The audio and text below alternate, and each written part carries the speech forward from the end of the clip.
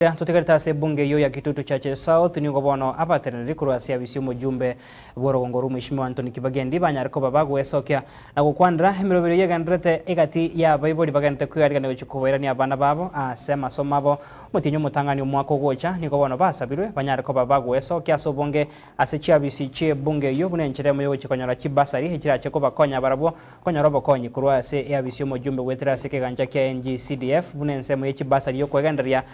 Keria abarko babo chisem. Chasa Maritan Group Alphonse Nzongo,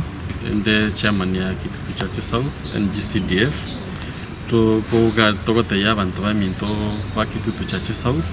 ngamangana ya basari application na verification kuchakale tarehe 2 ase vituo mbalimbali like now in Kitutu Central Ward tukayabwa ase kituo kya Nyabururu abande bacha daraja 2 na abande Nyankongo.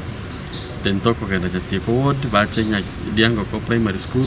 nagali gege chief's office nyakoe ward bache Iranda primary school